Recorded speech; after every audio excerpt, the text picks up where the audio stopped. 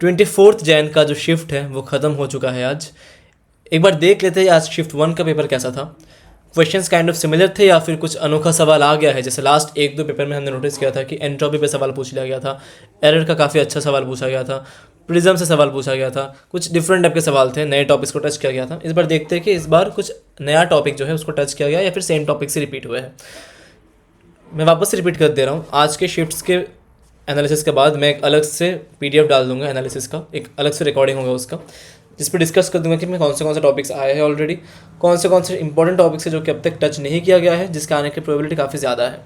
Probability है मतलब नहीं भी आ सकते, बट एक बार आपके लिए फ़ायदेमंद होगा, एक बार देख लो आप तो, ठीक है। एक बार वो सब पार्ट देख लेना जो मैं भेज दूंगा आपको रिकॉर्डिंग के थ्रू।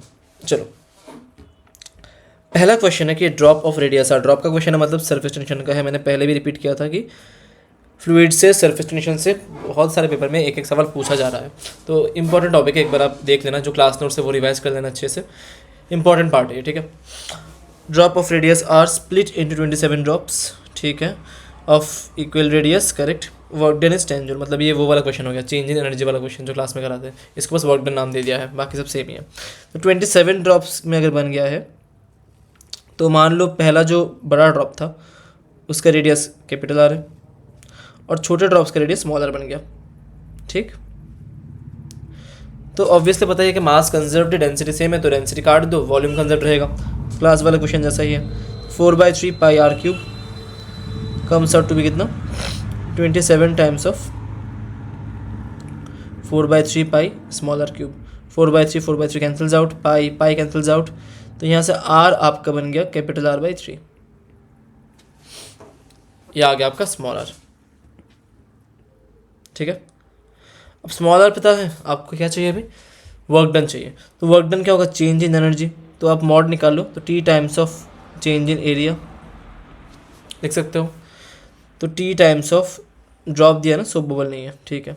डेल्टा ए क्या हो जाएगा आपका 4 पाई स्मॉल आर स्क्वायर, ये 27 टाइम्स है, minus 4 pi capital R square, correct. तो यहाँ से आर का वैल्यू पुट कर दो आप, 4 पाई, यहाँ से आ गया R square by 9 times of 27 minus 4 pi R square, ये हो गया आपका 3, सही है। और यहाँ से आपका बन गया T times of 8 pi R square, और इसका वैल्यू क्वेश्चन में 10 गिवन है। मैं इसको थोड़ा सा स्लो सॉल्व करूँगा, समझा के सॉल्व कर रहा हूँ मैं आपको, ठीक है।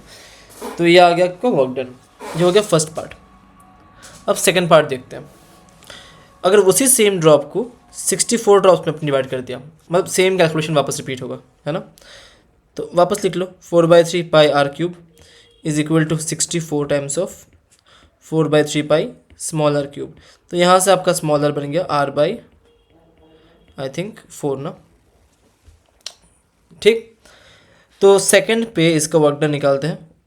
इसका वर्क डन हो जाएगा, W' मान लो, ड्रॉप सेम है तो टेंशन भी सेम रहेगा, सरफेस टेंशन। तो T times of 64 times of 4 pi small R square which is R square by 4 square minus 4 pi capital R square, 16 और ये 4 कैंसल्स आउट, ये आ गया 16 minus 4 12 times of T times of pi R square. यहाँ 8 pi R square का value था 10, 8 pi R square T का, तो पाई आर स्क्वायर T आ गया आपका 10/8, पुट कर दो यहाँ से 12 टाइम्स ऑफ 10/8, 4 से कैंसिल आउट करो, 2 और 3 बचेगा, 2 से कर दो कैंसिल आउट, ऊपर 15 बचेगा, तो आंसर इज 15 जूल, ठीक है। क्लास के टाइप का सवाल ही था, ऐसा क्वेश्चन क्लास में हमने देख लिया था ऑलरेडी, इजी सवाल ही था ये, ठीक है। आगे बढ़ते हैं, लिख लेते एक बार। यह आ गया आपका 11th से सरफेस टेंशन का क्वेश्चन,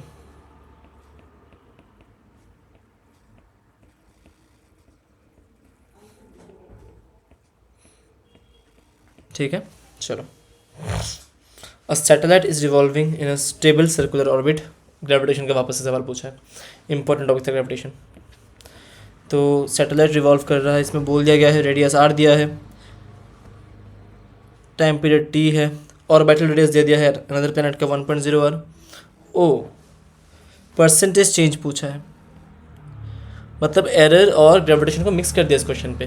कैप्लर्स लॉ का सवाल है ना, तो आपको पता ही है कि टी स्क्वायर क्या हो जाएगा, प्रोपोर्शनल टू आर क्यूब। तो इसमें दोनों साइड अगर आप एरर लगा दो क्या हो जाएगा, delta T by T times of 2 is equal to 3 times of delta R by R. तो percentage change in time period of the second satellite as compare to the first.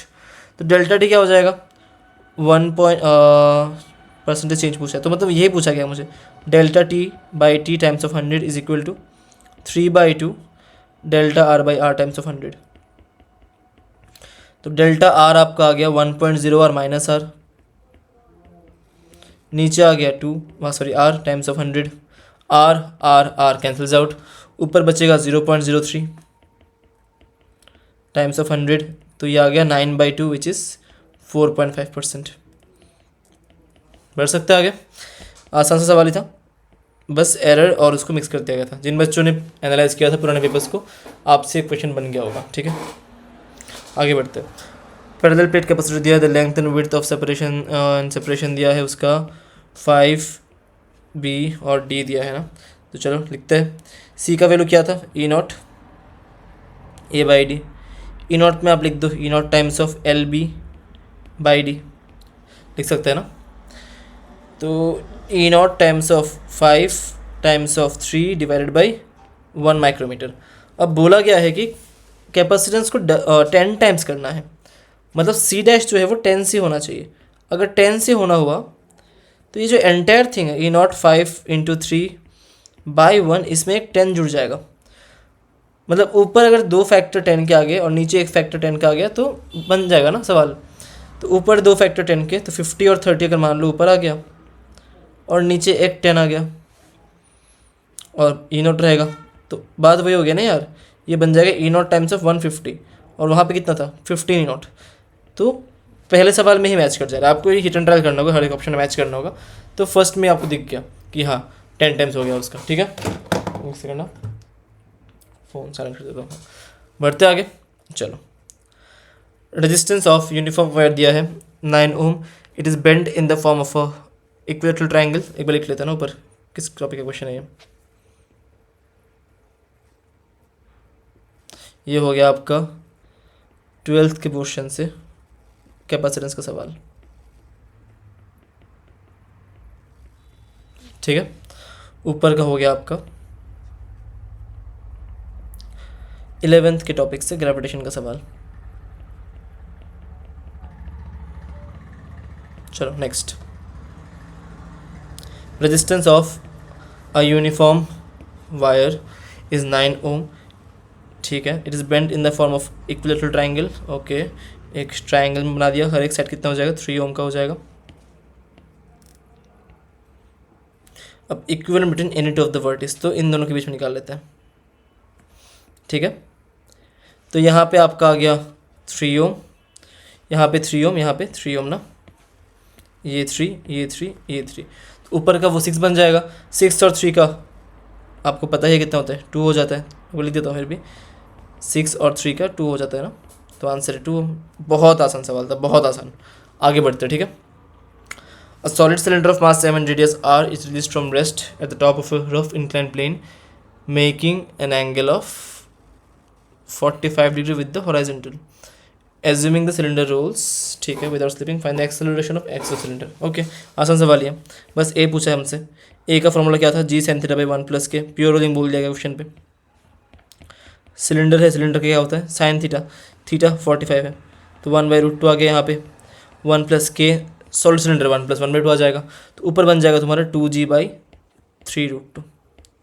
बहुत आसान सवाल, रोलिंग पे पूछा गया है, तो रोलिंग सिलेबस में है, याद रखना। बहुत लोग रोलिंग स्किप करते हैं सोच के कि नहीं ये सिलेबस पे, रोलिंग सिलेबस में है, ठीक है, याद रखना ये। नेक्स्ट, AC का सवाल आया है, क्लास में दिया हुआ सवाल है ये। I = IA sin omega T, AB cos omega T, RMS value पूछा है। आपको पता है इस टर्म का जो मैक्सिमम होता है वो क्या होता है, √IA² + IB², ये पता है ना आपको। A sin theta plus B cos theta, उसका मैक्सिमम क्या होता है, √A² + B², तो ये आपका IMX हो गया। तो IRMS क्या हो जाएगा, I0/√2, तो इस दिस एंटायर थिंग /√2 हो जाएगा ना, मतलब √IA² + IB² /√2, √2 को अंदर घुसा दो, तो ये बनेगा ऑप्शन नंबर डी। ठीक है, चलो आगे बढ़ते हैं। क्लास का ही सवाल था, 12th के क्वेश्चन का सवाल है, एसी से पूछा गया है। ये 11th का सवाल है, रोटेशन से पूछा गया है।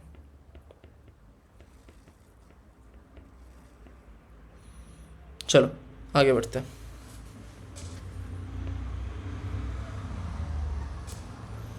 Next, work done by a force of this from this. अच्छा, वेरिएबल फोर्स है ना, वर्क डन क्या होगा वेरिएबल फोर्स का, integration of F dot D x, F में डाल दो alpha plus beta x square D x, alpha D x का बन जाएगा alpha x, beta x square D x का बन जाएगा beta x cube by 3। Limit डालते हैं इस पर 0 से 1 तक, तो ये बन जाएगा alpha plus beta by 3 is equal to कितना हो गया 5। अल्फ़ा का वैल्यू दिया है 1, तो बीटा बाई 3 हो गया 4, बीटा का वैल्यू हो गया 12। सही है, चलो बीटा 12 आगे बढ़ते हैं। Next, in a square loop of side length this current, अच्छा लिख लेते हैं ना, टॉपिक है इसका 11th वर्क एनर्जी पावर। यार मॉडरेट से पेपर लग रहा है मुझे, उतना कुछ टफ नहीं लग रहा, इजी सवाल ये दिख रहे हैं सारे, कोई ऐसा हट के सवाल नहीं था। एसी का आरएमएस का सवाल पूछा गया था, बट ये भी मतलब क्लास में कराया जाता है इस सवाल को, तो मोस्टली सारे ही दिखे दिखे सवाल है। अब तक कुछ अनोखा सवाल तो मिला नहीं है, सारे स्ट्रेट फॉरवर्ड एकदम पहले टॉपिक से पूछा है, मतलब ऐसे डेप्थ में नहीं घुसा है। जो ऊपर के सुपरफिशियल लेवल के जो फॉर्मूलाज होते हैं उनसे सवाल है यहाँ पर अब तक। ठीक है, घुसते अंदर, चलो। In a square loop of side length 1/√2 current of 5 ampere is flowing, find magnetic field at centre. ये स्क्वायर तो दिख नहीं रहा है, तो हम स्क्वायर बना लेते हैं एक बार। ये होगा आपका स्क्वायर, ठीक है। साइड लेंथ दिया है 1/√2 metre, current is flowing 5 ampere, find magnetic field at centre. यहाँ पे मैग्नेटिक फील्ड पूछा गया है ना, तो एक वायर का कितना हो जाएगा वो निकालो, मल्टीप्लाई बाई 4 कर दो, तो एक वायर का हो जाएगा, ये डिस्टेंस निकालो, ये कितना होगा आपका a/2 अगर मान लो, तो यहाँ पर हो जाएगा 1/2√2, है ना। एक वायर का कितना होगा μ0 times of I by 4πr into sine alpha plus sine beta. Formula याद है, μ0 I by 4πd sine alpha plus sine beta. तो साइन अल्फ़ा हो गया 45 डिग्री और साइन बीटा भी हो गया 45 डिग्री, है ना। और ये 4 है, चारों का सेम डायरेक्शन पे होता है, आपको पता है लूप में, तो मल्टीप्लाई बाई 4 कर दो, ये हो गया b। तो b एट सेंटर आ जाएगा, μ0 बाई 4π का वैल्यू 10⁻7 होता है, आपको पता है।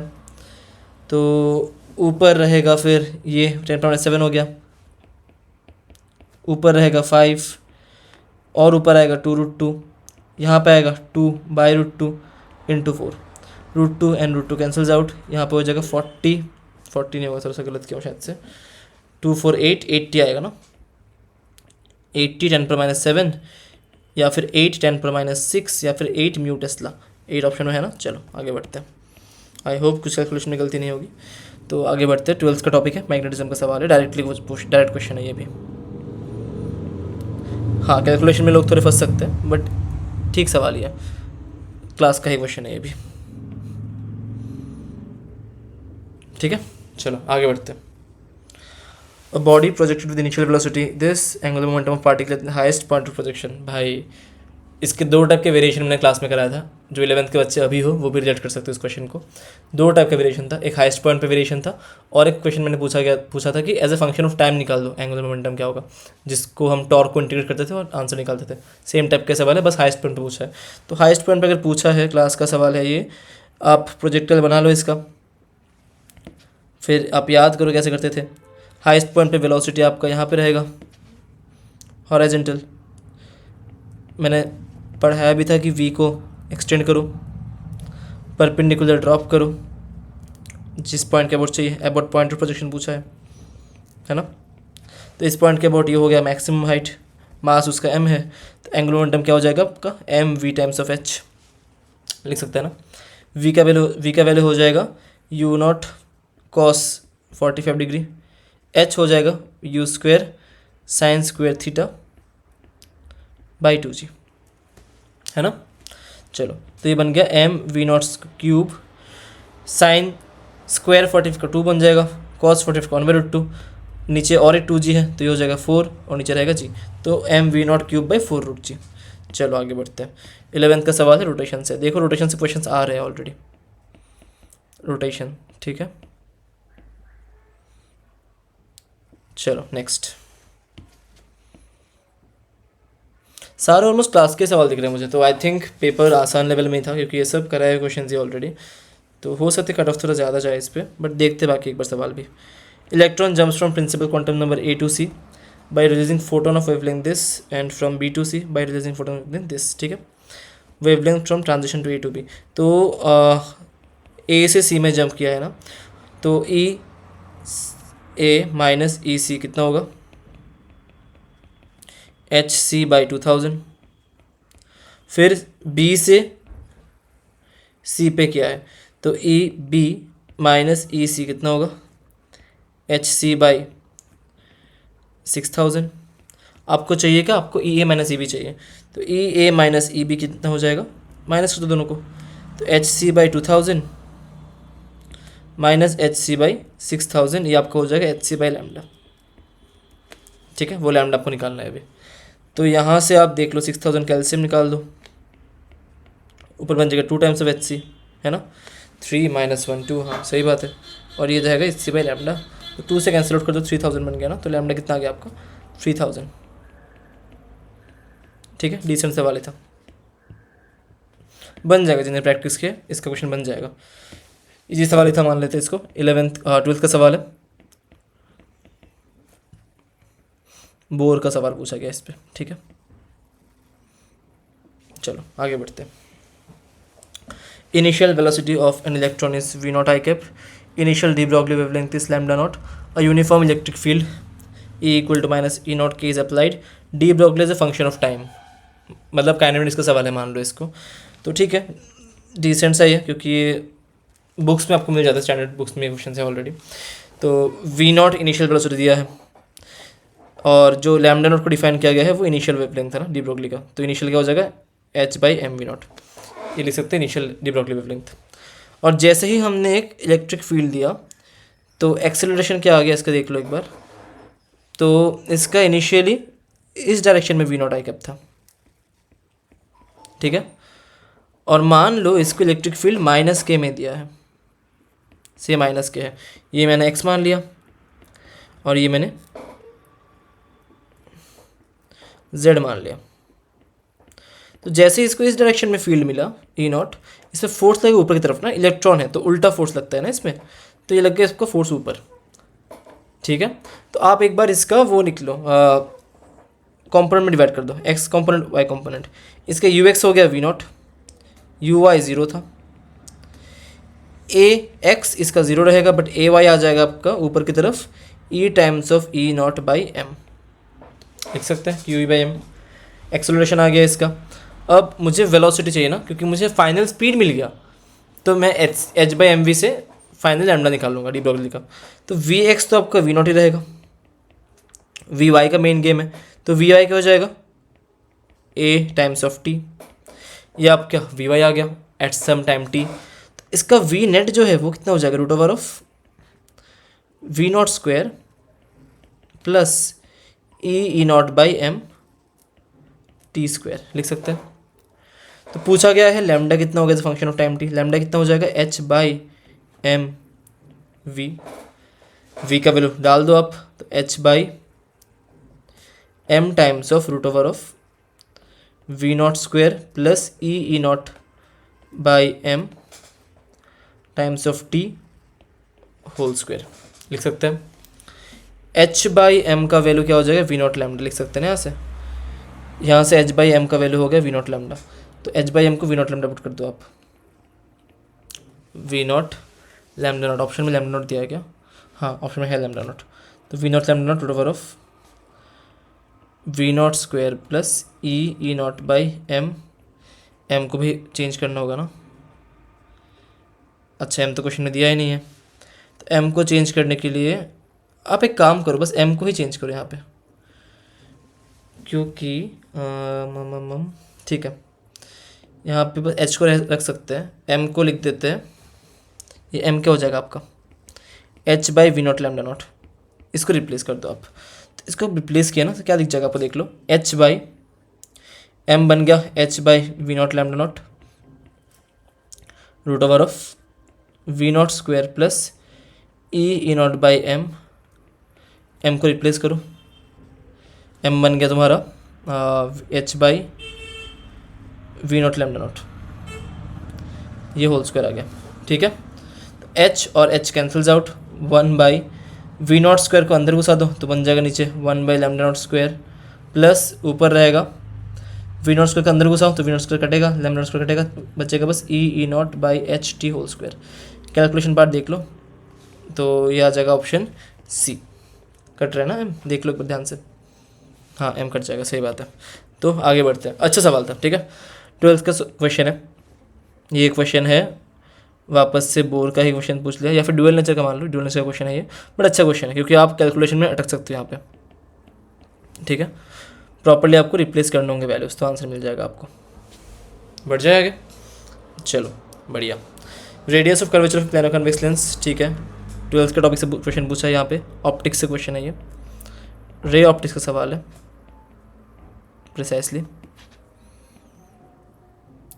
चलो क्या पूछा है, radius of curvature of plano convex lens दिया है, एक प्लेनो कन्वेक्स लेंस ड्रॉ कर लेते हैं पहले। इसका दिया है 2 सेंटीमीटर, इसका रहेगा इनफाइनाइट ऑब्वियसली, म्यू दिया है 1.5, फोकल लेंथ एयर पे और एक मीडियम पे F1 F2 दिया है ना, तो F1 निकालते हैं। F1 कितना हो जाएगा इसका पता आपको फॉर्मूला बताइए, आर बाई म्यू माइनस 1। तो पहले में आपका म्यू हो गया एयर का, ओके इसमें एक बार वो डिफरेंस ले लो ना आप, r by mu 1 by mu 2 minus 1 होता है ना इसमें, ये ध्यान रखना एक बार। तो F1 क्या हो जाएगा आपका, आर बाई मतलब 2 divided by 1.5 divided by 1 minus 1। ठीक है, तो ये अगर म्यू 1 हो गया मतलब ऐसा होता है ना, ये basically mu of lens by mu of surrounding होता है एफ का फार्मूला। तो F1 आपका ये बन जाएगा which is 2 by 0.5 which is कितना 4। F2 क्या बन जाएगा आपका 2 बाई 1.5 बाई सराउंडिंग 1.2 है माइनस 1, तो ये बन जाएगा आपका 1.5 बाई 1.2, 3 से कैंसिल करते हैं 5 बाई 4 बचेगा, तो 1 बाई 4 बच गया ना ये। ठीक है, तो ये बन गया 8। तो F1 बाई F2 पूछा गया है, एक बार देख लो, रेशियो देख लेना, रेशियो के क्वेश्चन में थोड़ा ध्यान रखना, F1 बाई F2 है फिर F2 बाई F1 है, ध्यान रखना। तो 4 बाई 8 आंसर क्या बन गया इसका 1 बाई 2। चलो 12 भी सॉल्व हो गया, आगे बढ़ते हैं। A point charge plus 1 coulomb is placed, ये 1 कूलम है, ये डिस्टेंस L बाई 2 है फ्रॉम सेंटर ऑफ स्क्वायर। ठीक है, मतलब इसको आप पूरा स्क्वायर कर दोगे ना, ये भी क्लास का सवाल है। तो हर एक से कितना जाएगा, पूरे से कितना जाएगा क्यू बाई एप्सिलॉन नॉट, हर एक साइड से जाएगा क्यू बाई 6 एप्सिलॉन नॉट। और यहाँ पे ट्राइंगल क्या चाहिए, if the flux to the shaded region is, ठीक है मतलब ये इस पार्ट से चाहिए ना पूरा। ठीक है, तो हर एक इस ट्राइंगल का निकालना होगा। जैसे 8 ट्राइंगल है ना, 1 2 3 4 5 6 7 8, एक सरफेस पर 8 ट्राइंगल्स होंगे। अगर मान लो ये सरफेस ड्रॉ किया मैंने, तो यहाँ पे कितने ट्राइंगल्स बन जाएंगे 1 2 3 4 5 6 7 8, 8 ट्राइंगल बन जाएंगे। तो पूरे से मेरा जा रहा है क्यू बाई 6 एप्सिलॉन नॉट, 8 से कितना जाएगा 1 बाई 8 हो जाएगा। और मुझे चाहिए 5 से ना, बस यहाँ पे 5 ट्राइंगल्स है, मुझे ये वाला शेडेड रीजन चाहिए, यहाँ पे बस 5 ही है ना, तो मल्टीप्लाइड बाई 5 कर दो, ये फाइनल आंसर बन जाएगा। समझ आ गया ना, तो यहाँ से बन जाएगा 5, क्यू का वैल्यू 1 दिया है, ये हो गया 48 एप्सिलॉन नॉट, तो एक्स का वैल्यू कितना हो जाएगा 48। ठीक है, ठीक सवाल था, डिसेंट सवाल था ये बन गया आपका 12th के टॉपिक से गॉस लॉ का क्वेश्चन। ठीक है, आगे बढ़ते हैं। चलो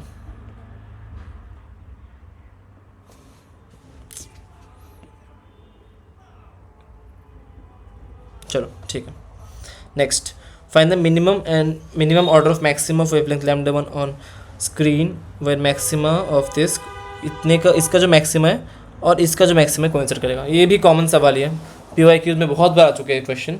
तो इसका मेथड स्टैंडर्ड मेथड है, क्या करना है, हम एज्यूम कर लेंगे लैम्डा 1 का जो N1 मैक्सिमा है और लैम्डा 2 का जो N2 मैक्सिमा है वो दोनों कोइंसाइड कर रहे हैं। तो N1 lambda 1 is equal to हो जाएगा n2 लैम्डा 2। तो n1/n2 आपका बन जाएगा लैम्डा 2/λ1। तो ये बन जाएगा तुम्हारा 600/480। 12 से 40 हो जाएगा यहाँ पे, 12 से 50 हो जाएगा यहाँ पे, ये बन गया 5/4। मतलब फिफ्थ मैक्सिमा ऑफ λ1 मिनिमम बोल रहा हूँ मैं, coincides with fourth maxima of λ2। पूछा क्या गया है, मिनिमम ऑर्डर ऑफ λ1 पूछा है। तो λ1 का कितना कोइंसाइड कर रहा है, फिफ्थ, तो आंसर इज 5। λ2 पूछता तो आंसर 4 होता, ठीक है। तो ये 12th का है, वेव ऑप्टिक्स का क्वेश्चन है।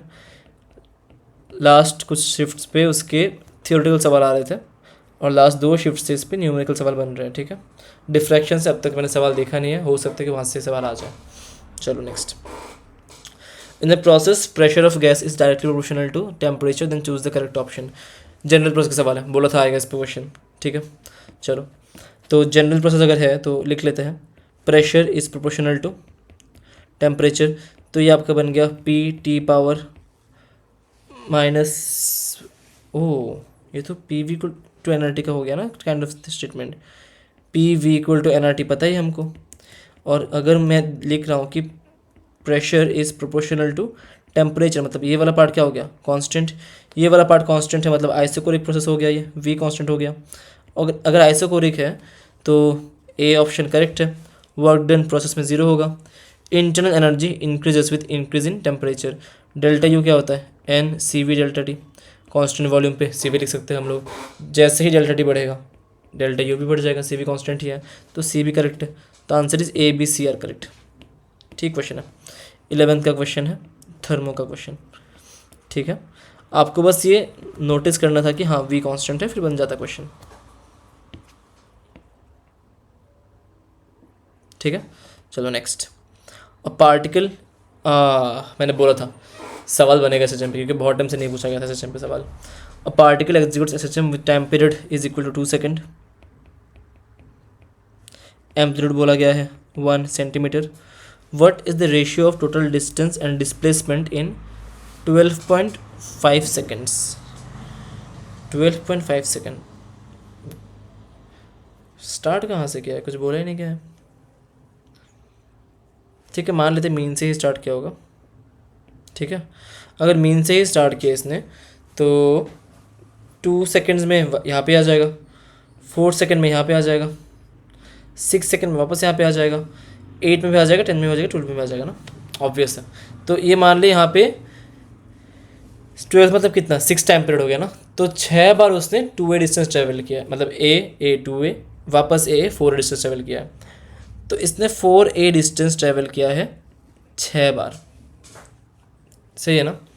उसके बाद क्या बोला है 12.5, और इसके बाद और एक बार कितना जाएगा वो, बस A जाएगा ना वो, तो प्लस हो जाएगा उसका बस एक बार A, ठीक है।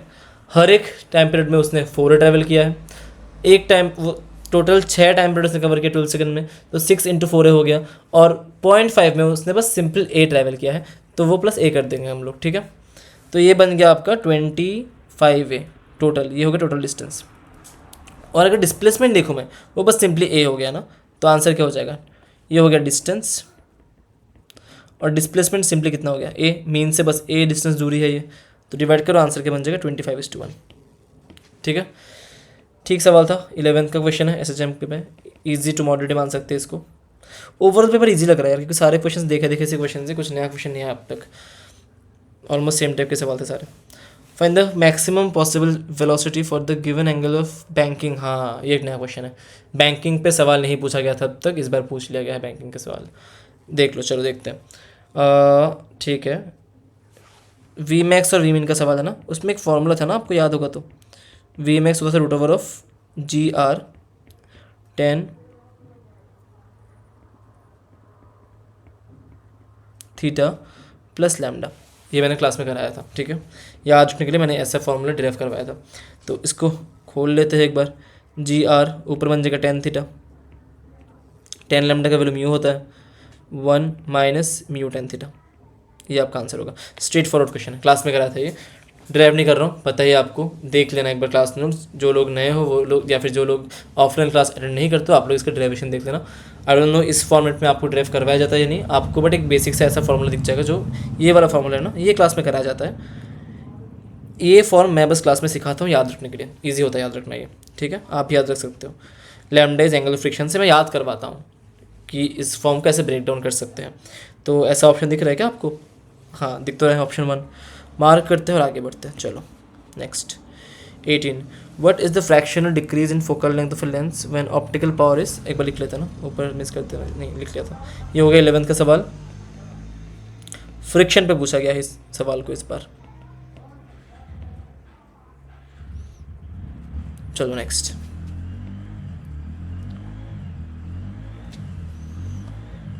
what is the fractional decrease in focal length of a lens when optical power is increased from 2.5D to 2.6D? Focal length का इंक्रीज पूछा गया है जब पावर का इंक्रीज दिया है। तो पावर और फोकल लेंथ में रेशियो आपको पता है, मतलब रिलेशन पता है, P = 1/f। एरर का सवाल ये है क्योंकि चेंज बहुत कम है इसमें, 0.1 का चेंज है बस, तो निकाल लो। डेल्टा P/P = कितना हो जाएगा, डेल्टा F/f। पावर खैर -1 हो, हम बस प्लस वाला लेते हैं, आपको पता है। तो डेल्टा P हो जाएगा 2.6 - 2.5। फ्रैक्शनल डिक्रीज पूछा है ना, तो इनिशियल से कंपेयर करते हैं, तो ये हो गया डेल्टा F/f। परसेंट नहीं पूछा है, बस फ्रैक्शनल पूछा है, तो यही रहेगा। तो डेल्टा F/f कितना हो जाएगा, 0.1/2.5 विच इज़ कितना, 1/25 मल्टीप्लाइड बाई 4 डिवाइड बाई 4 कर दो, ये बन जाएगा आपका 0.04। फिर ये हो गया 18 सवाल। 11th का सवाल है क्योंकि ये एरर पे बेस्ड है, ये एक्चुअली पावर का या ऑप्टिक्स का कुछ नहीं पूछा है, सिंपल एरर पे बेस्ड है। तो आपको दिख जाएगा बहुत सारे सवाल इस बार एरर पे आ रहे हैं। एरर का क्वेश्चन मिक्स किया जा रहा है इस बार, एरर प्लस यूनिट डायमेंशन को मिक्स किया जा रहा है, सॉरी एरर प्लस फिजिक्स के जो फॉर्मूलाज है उसको मिक्स करा जा रहा है ना। एक बार देख लेना। एक बार एक स्पेशल क्वेश्चन भी होता है एरर का, वो रेजिस्टेंस वाला होता है, जब पैरेलल होता है कॉम्बिनेशन, उसमें भी एक एरर का क्वेश्चन बनता है, या फिर मिरर फॉर्मूला पे भी एक एरर का क्वेश्चन बनता है। PYQ में देख लेना, वैसा भी क्वेश्चन इंपॉर्टेंट है, मैं लिख दूंगा इनमें। चलो, वाटर बबल दिया है depth of 20 cm and radius of bubble is 1 cm। Inner pressure, ओ अरे भाई वापस सेम क्वेश्चन रिपीट हुआ है, वापस से सेम क्वेश्चन आ गया है। आज ही मैंने एक वीडियो अपलोड किया था जिसमें मैंने बोला था कि ये क्वेश्चन मैंने क्लास में कराया था, और सेम क्वेश्चन वापस से नेक्स्ट स्लॉट में ही पूछ लिया है। 23rd के शिफ्ट 2 में जो सवाल था, 24th के फर्स्ट शिफ्ट में सेम सवाल आ गया है। तो बहुत इंपॉर्टेंट है, आप लोग पुराने शिफ्ट के पेपर देख लो कि क्वेश्चन रिपीट होते हैं मीन्स में, ठीक है। तो यहाँ पे जो P in दिया है और यहाँ पे जो P out है, उसमें बोला गया है कि P in - P out हमको पता ही कितना होता है, 2T/r, और P out कितना हो जाएगा, P0 + ρgh is equal to 2T/r। यहाँ पे P in - P0 का वैल्यू दे दिया गया है, माइनस ρgh का निकाल लो, रो का वैल्यू 10/3 हो गया, g 10 हो गया, और h का वैल्यू हो गया आपका 20/100 is equal to 2T/r। r का वैल्यू हो गया 1/100। इसका जो वैल्यू है ना, देख लो, pressure of inner pressure of bubble is greater than the atmospheric pressure, मतलब P in - P0 बोला गया है। इसका वैल्यू क्वेश्चन में गिवन है 2100, माइनस 00 कैंसिल, 00 कैंसिल, ये हो जाएगा 2000 is equal to 2T times of 100, 0 0 0 0 0 0 cancels out, तो T बन जाएगा आपका 1/2, तो ये बन गया 0.5। एकदम डिट्टो सवाल पहले आ चुका है। 11th का क्वेश्चन है, सरफेस टेंशन पे है, और मैं बहुत बार बोल रहा हूँ सरफेस टेंशन इंपॉर्टेंट पार्ट है with respect to mains point of view. अच्छे सवाल या फिर जो स्टैंडर्ड सवाल है वो पूछे जाते हैं बहुत बार, बहुत लोग इस टॉपिक को इग्नोर करते हैं और इसलिए बहुत सारे सवाल इसी से आते हैं, ठीक है। ये टॉपिक तो मिस बिल्कुल करना ही नहीं है। Next, if the distance between two parallel plates of a capacitor is D, A is the area of each plate and E is the electric field between both the plates, energy stored. ठीक है यार, आसान सवाल है ये। Energy density का formula लिखा दो इसमें, E/V कितना होता है, ½ ε0E²। ये एनर्जी है,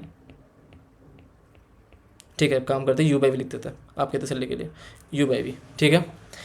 तो बस एनर्जी स्टोर्ड पूछा है, तो U कितना हो जाएगा, ½ ε0E² times of V volume.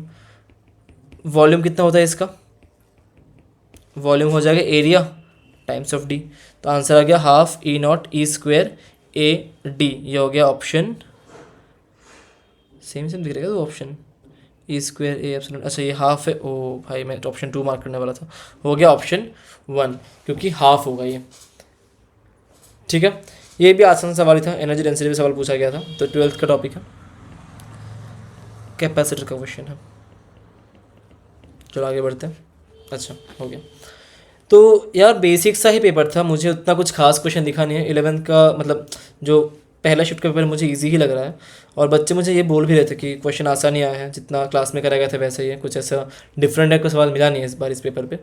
Gauss law का सवाल पूछा गया है जो नहीं पूछा गया था पहले, तो ये एक अच्छा क्वेश्चन मान सकते हैं इसको, इवन तो सॉल्वेबल था बट अच्छा क्वेश्चन था।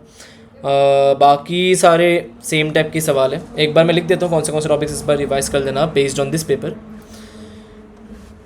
कुछ करो या ना करो, आपको सरफेस टेंशन बहुत अच्छे से रिवाइज करना ही है। बार बार बोल रहा हूँ मैं इस चीज़ को, सरफेस टेंशन रिवाइज करना ही। सारे कॉन्सेप्ट जो कि मैंने क्लास में कराए थे, सारे क्वेश्चंस आपको वापस से एक बार करने, क्योंकि आपके पास टाइम है अभी 3 दिन का। सरफेस टेंशन जो क्लास में क्वेश्चंस थे बस उसी को आप एक बार ढंग से कर लो, इनफ है मैं बोल रहा हूँ। ठीक है, सरफेस टेंशन हो गया एक। नेक्स्ट आप करना अच्छे से एरर्स, सिग्निफिकेंट फिगर्स। क्वेश्चन नहीं मिला मुझे अब तक यहाँ से, तो हो सकता है क्वेश्चन बन जाए यहाँ से नेक्स्ट स्लॉट्स में। ठीक है, ग्रेविटेशन में मेंशन कर चुका हूँ, उससे क्वेश्चन बन भी रहे, केप्लर्स लॉ से सवाल आ रहा है, तो वो तो ठीक है मान लेते हैं। गॉस लॉ का डिसेंट सवाल था, वो उतना कुछ खास सवाल था नहीं उस पर। और कुछ अगर मैं टॉपिक मिस कर रहा हूँ तो एक बार देख लेते हैं। ये सब भी ठीक ही था। हाँ, बैंकिंग अच्छे से देख लेना आप। बैंकिंग पे इस बार नया सवाल आ गया है, बैंकिंग रिवाइज कर लेना अच्छे से।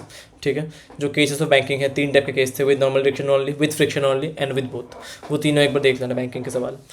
ठीक है, और एज सच कुछ तो नहीं दिख रहा है। एक बार फिर भी मैं एक बार ओवरव्यू कर लेता हूँ पूरे पेपर को। ये था प्रोसेस का, ठीक है, पहले भी आ चुका है, वाईडी से पहले आ चुका है। डिफ्रेक्शन मैंने बोल दिया था पढ़ लेना। ये फोकल लेंथ पे सवाल पूछा जा रहा है बार बार।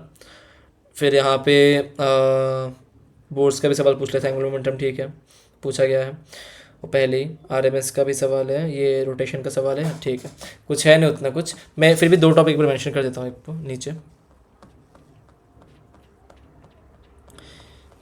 एक बार आप प्योर रूलिंग वाला पार्ट पढ़ लेना, क्योंकि बार बार क्वेश्चन पूछ रहे हैं वहाँ से। ठीक है, प्योर रूलिंग देख लेना एक बार। और एक टॉपिक मैं लिखने वाला था, भूल गया अभी वापस से। कौन सा था, हाँ याद आ गया। जितने भी फार्मूलाज हमने डिराइव किए थे, वो अगर लेंस मेकर्स फार्मूला ही हो, या फिर स्फेरिकल, या फिर फोकल लेंथ ऑफ लेंस ही हो, या फिर स्फेरिकल सरफेस रिफ्रैक्शन ही हो, उसमें सब में अगर एयर के जगह पे कुछ और मीडियम हो जाए, या फिर वे ऑप्टिक्स में कुछ और मीडियम हो जाए, फिर कैसा डिफरेंस आएगा फार्मूला पे, वो सब एक बार देख लेना। क्लास में कराया है मैंने, बस वो जो म्यू लिखते हैं उसको म्यू बाई म्यू एस कर देते हैं, वो एक बार देख लेना। ठीक है, तो ऑल formulas of optics